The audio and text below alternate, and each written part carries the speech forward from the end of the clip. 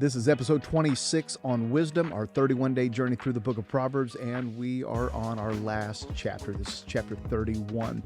Solomon writes the entire book of Proverbs except for two chapters, 30 and 31. 31 was written by King Lemuel. The Holy Spirit led Paul to include King Lemuel's writings in Proverbs, and we see in this chapter that Lemuel gives wisdom about falling into the trap of chasing women and alcohol, but rather spend your energy and your focus on more productive efforts like defending the weak. And then the second part of this chapter, he also begins to describe the wife of a noble character, and he gives attributes of a godly wife.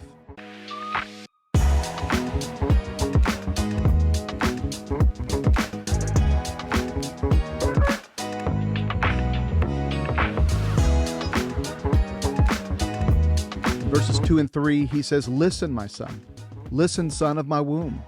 Listen, my son, the answer to my prayers. Do not spend your strength on women, your vigor on those who ruin kings." He's given wisdom on men who spend their energy chasing after women are unwise, and that this behavior and focus will be a huge distraction from a young man's purpose in life. And in verses 4 through 7, he says, "It is not for kings, Lemuel.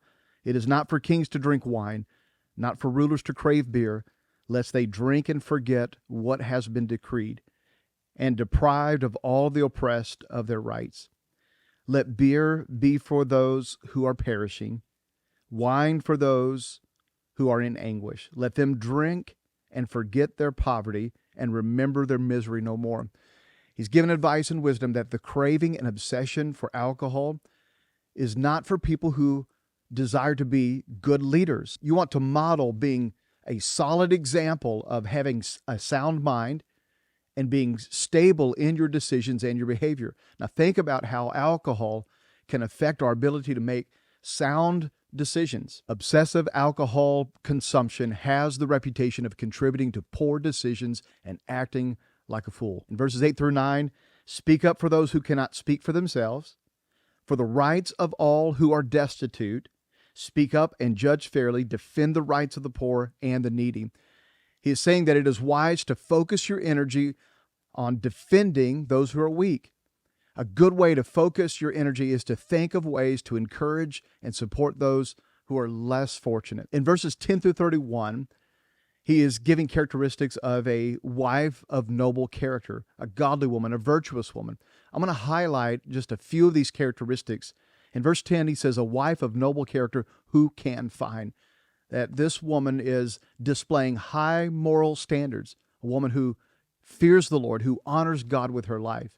In verse 11, her husband has full confidence in her and lacks nothing of value. This is a faithful, a trustworthy woman, loyal and steadfast. In verse 12, she brings him good and not harm all the days of her life, that she is respectful, that she can be counted on, that she is nurturing and caring, that she brings honor and respect to her husband. We'll also see that she is resourceful and spends money wisely. In verses 13, 15, and 27, she selects wool and flax and works with eager hands. Verse 15, she gets up while it is still night and provides food for her family and portions for her female servants. And in verse 27, she watches over the affairs of her household. We see that she is hardworking, she has great work ethic, she's not lazy, and she's proactive, that she begins to take note of what needs to happen and begins to plan accordingly. In verses 16 and 18, she considers a field and buys it, and out of her earnings she plants a vineyard. She sees that her trading is profitable and her lamp does not go out at night. We see from these verses that she is an entrepreneur, that she is looking for ways to bring in an income. In verse 20, she opens her arms to the poor and extends her hands to the needy. That we see she is charitable, that she is generous towards others, that she's not selfish, self-centered, only caring about her, but her eyes are on those around her that are in need, and then she is generous with what she has. In verse 17, she sets about her work vigorously, and her arms are strong for her task. And in verse 25, she is clothed with strength and dignity. She can laugh at the days to come. We see that she is strong emotionally, that she is anchored well, and that she is not fearful of the future. In verse 26, She speaks with wisdom, and faithful instruction is on her tongue. That we see that she displays wisdom with her words and her actions. Verses 27 and 28, she watches over the affairs of her household, and she does not eat the bread of idleness. Her children arise and call her blessed. That we see that she is a good mother who manages her home well. These are wise words, and it takes wisdom to observe the characteristics of a godly woman, a woman who loves God and wants to honor God with her life. That we see these characteristics as of noble character and virtue, and how it adds value to her life and to the lives of people around them. But I think even for us men who desire this kind of woman, what kind of man will we be? That we need to live up to these characteristics ourselves. I pray that this study on the book of Proverbs has added value to life. I pray it has blessed you in some way.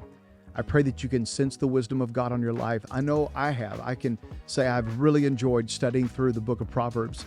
And I pray you're blessed. Go back through it again from time to time and reach out to me. Let me know that this has blessed you in some way.